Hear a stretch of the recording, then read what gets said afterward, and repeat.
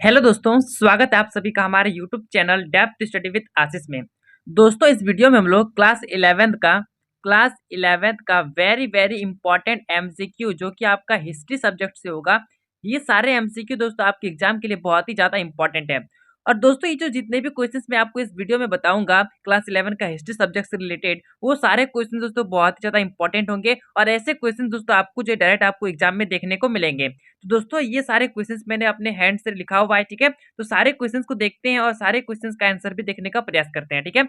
सबसे पहला क्वेश्चन है दोस्तों, यहाँ पे आपको दिख रहा होगा, मेसोपोटामिया कहाँ स्थित है। देखिए दोस्तों, सबसे पहला चैप्टर का ही नाम है मेसोपोटामिया, ठीक है। तो उस चैप्टर में यहाँ पे मेसोपोटामिया के बारे में बताया गया था। तो मेसोपोटामिया जो है वो कौन से देश पर स्थित है। सबसे पहला ऑप्शन है इराक, दूसरा ऑप्शन है ईरान, तीसरा ऑप्शन है अमेरिका, चौथा ऑप्शन है सऊदी अरब। तो दोस्तों, इसका आंसर क्या हो जाएगा आपका, इराक, ठीक है। ऑप्शन नंबर ए दोस्तों आपका सही हो जाएगा। इराक में जो है मेसोपोटामिया स्थित है। और दोस्तों, यदि आपने हमारे चैनल से सारे चैप्टर्स को बहुत ही अच्छे से ढंग से पढ़ा है, तो दोस्तों आपका जो रिजल्ट होगा वो बहुत ही बेहतरीन होगा, ठीक है। चलिए समझते हैं नेक्स्ट क्वेश्चन को।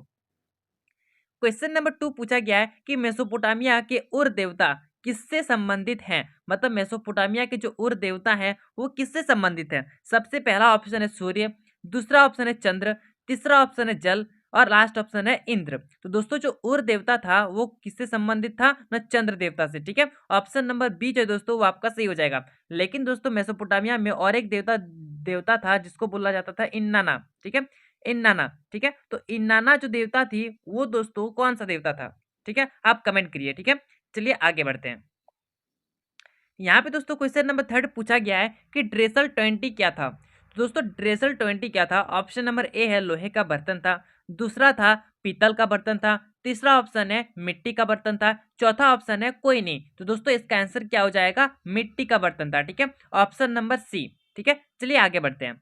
नेक्स्ट क्वेश्चन है, यहाँ पे पूछा गया है कि फ्यूट का शाब्दिक अर्थ क्या है। तो दोस्तों, फ्यूट का शाब्दिक अर्थ क्या होता है ना, जमीन का टुकड़ा होता है, ठीक है। तो आपको ऑप्शन नंबर सी में देखने को मिल रहा होगा जमीन का टुकड़ा, ठीक है। तो ऑप्शन नंबर सी जो है दोस्तों वो आपका सही हो जाएगा, ठीक है। चलिए आगे बढ़ते हैं। यहाँ पे दोस्तों क्वेश्चन नंबर 5 पूछा गया है कि धर्म सुधार आंदोलन की शुरुआत कहाँ हुई। तो दोस्तों, धर्म सुधार की जो आंदोलन हुआ था उसकी शुरुआत आपको जो है जर्मनी में देखने को मिलेगा, ठीक है।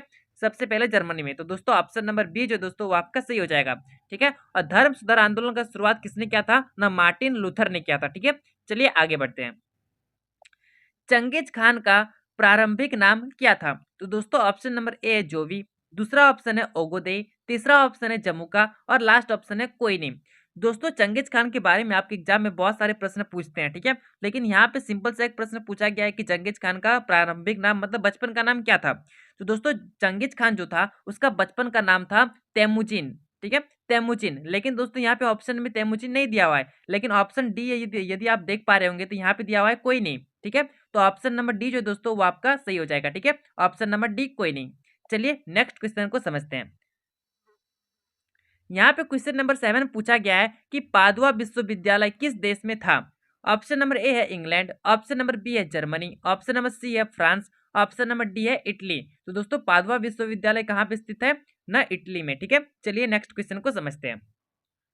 क्वेश्चन नंबर 8 है कि ईसाई धर्म को रोम का राजधर्म किसने बनाया था। तो दोस्तों, ये किसने बनाया था ना, कॉन्स्टेंटाइन ने। ऑप्शन नंबर आपको सी में देखने को मिल रहा होगा कॉन्स्टेंटाइन, ठीक है। तो ऑप्शन नंबर सी जो है दोस्तों वो आपका सही हो जाएगा। नेक्स्ट क्वेश्चन यहाँ पे आपसे पूछा गया है कि फ्रांसीसी क्रांति कब हुई। तो दोस्तों, फ्रांसीसी क्रांति कब हुआ था ना, 1789 में, ठीक है। ऑप्शन नंबर ए 1789 जो है वो आपका सही हो जाएगा। मतलब 1789 में जो है फ्रांसीसी क्रांति हुई थी, ठीक है। नेक्स्ट क्वेश्चन यहाँ पे आपको देखने को मिल रहा होगा कि मेसोपोटामिया में खेती की शुरुआत कब हुई थी, ठीक है। यदि दोस्तों आपने चैप्टर को बहुत ही बेहतरीन ढंग से पढ़ा है दोस्तों, इसका आंसर आप जो है कमेंट करिए कि क्वेश्चन नंबर 10 का आंसर क्या होगा, ठीक है। चलिए कमेंट कीजिए। और यदि आपको अच्छे से समझ में नहीं आया तो दोस्तों आप जो है फिर से एक बार चैप्टर को देखिए। सारे चैप्टर का लिंक आपको डिस्क्रिप्शन में मिल जाएगा, जिसको मैंने एक प्लेलिस्ट में बना दिया है, ठीक है। प्लेलिस्ट का लिंक आपको मैं डिस्क्रिप्शन में दे दूंगा, ठीक है। चलिए आगे बढ़ते हैं। नेक्स्ट क्वेश्चन है कि ऑगस्टस द्वारा स्थापित राज्य क्या कहलाता है। तो दोस्तों, ऑगस्टस द्वारा जो स्थापित किया गया था राज्य उसको प्रिंसिपेट कहते हैं, ठीक है। प्रिंसिपेट। ऑप्शन नंबर सी जो दोस्तों वो आपका सही हो जाएगा, ठीक है। चलिए आगे बढ़ते हैं। यहाँ पे दोस्तों नेक्स्ट क्वेश्चन पूछा गया है कि चंगेज खान का जन्म कब हुआ था। तो दोस्तों चंगेज खान का जो जन्म हुआ था उसमें से दोस्तों ऑप्शन नंबर ए में दिया हुआ है कि 1227 ईस्वी में। ऑप्शन नंबर बी है 1226 ईस्वी में। ऑप्शन नंबर सी है 1206 ईस्वी में। ऑप्शन नंबर डी है 1162 ईस्वी में। तो दोस्तों चंगेज खान का जो जन्म था वो कब हुआ था? 1162 ईस्वी में। ठीक है, ये आपका सही हो जाएगा। ठीक है, लेकिन दोस्तों आप कमेंट कीजिए कि जो चंगेज खान है उसकी जो है मृत्यु कब हुआ था। ठीक है, चंगेज खान का मृत्यु कब हुआ था, इसका आंसर दोस्तों आप कमेंट करिए। ठीक है, चलिए नेक्स्ट क्वेश्चन को समझते हैं। नेक्स्ट क्वेश्चन है कि भारत की खोज कब हुई। तो दोस्तों भारत की जो खोज हुई थी वो कब हुई थी? 1498 में। ठीक है, 1498। लेकिन दोस्तों आप कमेंट करिए कि जो चंगेज खान सॉरी जो भारत है, भारत की खोज जो है किसके द्वारा किया गया था। ठीक है, और वो जो है कहाँ का नागरिक था। दोनों का आंसर दोस्तों आप कमेंट करिए। यहाँ पे दोस्तों नेक्स्ट क्वेश्चन पूछा गया है कि टाइथ किस प्रकार का कर था। तो दोस्तों टाइथ जो है वो आपका धार्मिक कर था। ठीक है, ऑप्शन नंबर सी जो दोस्तों वो आपका सही हो जाएगा, धार्मिक कर। नेक्स्ट क्वेश्चन है यहाँ पे कि दी पाइटा नामक चित्र किसकी कृति है। तो दोस्तों दी पाइटा जो है वो किसकी कृति है? ना माइकल एंजेलो। ठीक है, आपको दोस्तों ऑप्शन नंबर डी में देखने को मिल रहा होगा माइकल एंजेलो। ठीक है, ऑप्शन नंबर डी जो दोस्तों वो आपका सही हो जाएगा। चलिए आगे बढ़ते हैं। यहाँ पे दोस्तों क्वेश्चन नंबर 16 पूछा गया है कि कागज का आविष्कार सर्वप्रथम किस देश में हुआ था। तो कागज का जो आविष्कार हुआ था वो सर्वप्रथम कहाँ पे हुआ था? ऑप्शन नंबर ए में दिया हुआ है ईरान। ऑप्शन नंबर बी में दिया हुआ है जापान। ऑप्शन नंबर सी दिया हुआ है रूस। ऑप्शन नंबर डी दिया हुआ है चीन। तो दोस्तों इसका आंसर क्या हो जाएगा? चीन। ठीक है, ऑप्शन नंबर डी। यहाँ पे दोस्तों आगे में क्वेश्चन पूछा गया है कि इटली का एकीकरण कब हुआ। तो दोस्तों इटली का जो एकीकरण हुआ था वो हुआ था 1871 में। ठीक है, ऑप्शन नंबर ए में आपको दिख रहा होगा 1871। ठीक है, तो 1871 जो है वो आपका सही हो जाएगा। नेक्स्ट क्वेश्चन यहाँ पे पूछा गया है कि लुडिज्म आंदोलन का नेतृत्व किसने किया था। तो दोस्तों ऑप्शन नंबर ए है Abraham Lincoln. Option number B है जेफरसन। ऑप्शन नंबर सी है general Ned Ludd. Option number D है सभी। तो दोस्तों इसका आंसर क्या हो जाएगा? General Ned Ludd. ठीक है, ऑप्शन नंबर सी। चलिए आगे बढ़ते हैं। यहाँ पे दोस्तों क्वेश्चन नंबर 19 पूछा गया है कि कनाडा इंडियंस एक्ट कब बना। तो दोस्तों कनाडा इंडियंस एक्ट जो है वो कब बना था? ना 1876 में। ठीक है, ऑप्शन नंबर आपको बी में देखने को मिल रहा होगा 1876। ठीक है, चलिए नेक्स्ट क्वेश्चन को समझते हैं। यहाँ पे दोस्तों क्वेश्चन नंबर 20 पूछा गया है कि द लास्ट सफर की रचना किसने की थी। मतलब दोस्तों लास्ट सफर जो है वो किसके द्वारा रचा गया है। ऑप्शन नंबर ए है दाते। ऑप्शन नंबर बी है Michelangelo. Option number C है राफेल। ठीक है, राफेल। ऑप्शन नंबर डी है लियोनार्डो दा विंची। तो दोस्तों इसका आंसर क्या हो जाएगा? Leonardo da Vinci. ठीक है, ये सारे क्वेश्चन दोस्तों मैंने आपको बहुत ही डिटेल से जो है चैप्टर में बहुत ही अच्छे से समझाया है। तो यदि आपने अभी तक अच्छे से नहीं पढ़ा है तो दोस्तों उसका लिंक आपको डिस्क्रिप्शन में मिल जाएगा। आप जाके देखिए सारे चैप्टर को और एक अच्छा रिजल्ट प्राप्त कीजिए। ठीक है, चलिए नेक्स्ट क्वेश्चन को समझते हैं। क्वेश्चन नंबर 21 पूछा गया है कि मेजी पुनर्स्थापना कब हुई। तो दोस्तों मेजी पुनर्स्थापना जो है वो कब हुई थी? ना 1867 से 1868 के बीच। ठीक है, ऑप्शन नंबर बी। चलिए नेक्स्ट क्वेश्चन को समझते हैं। जापान की मुद्रा क्या है? जापान जापान में जो मुद्रा चलती है उसको क्या बोलते हैं? जैसे कि भारत में जो मुद्रा चलती है उसको रुपया बोलते हैं। ठीक है, उसी प्रकार से जो जापान में चलता है उसको क्या बोलते हैं? ऑप्शन नंबर ए में दिया हुआ है डॉलर। ऑप्शन नंबर बी में दिया हुआ है पैसा। ऑप्शन नंबर सी दिया हुआ है येन। ऑप्शन नंबर डी दिया हुआ है टाका। तो दोस्तों इसका आंसर क्या हो जाएगा? येन। ठीक है, ऑप्शन नंबर सी। चलिए आगे बढ़ते हैं। यहाँ पे दोस्तों नेक्स्ट क्वेश्चन पूछा गया है कि अंतर्राष्ट्रीय मुद्रा कोष का मुख्यालय कहाँ है। तो दोस्तों आप कमेंट कीजिए पहले कि अंतर्राष्ट्रीय मुद्रा कोष जो है इसकी स्थापना कब हुई थी। ठीक है, अंतर्राष्ट्रीय मुद्रा कोष की स्थापना कब हुई थी, जिसको IMF भी बोला जाता है। ठीक है, तो दोस्तों इसकी स्थापना कब हुई थी, इसका आप आंसर कमेंट कीजिए। और दोस्तों इसका जो मुख्यालय है वो कहाँ पे है? ना वाशिंगटन DC में। ठीक है, ऑप्शन नंबर डी में। ठीक है, चलिए आगे बढ़ते हैं।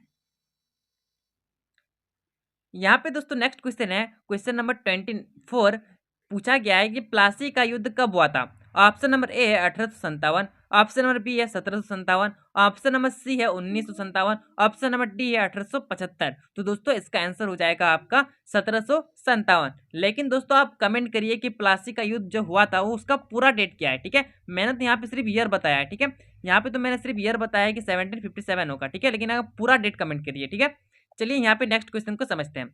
नेक्स्ट क्वेश्चन है कि द्वितीय विश्व युद्ध कब आरंभ हुआ, मतलब कब स्टार्टिंग हुआ था। ठीक है, तो सबसे पहला ऑप्शन है 1914। दूसरा ऑप्शन है 1939।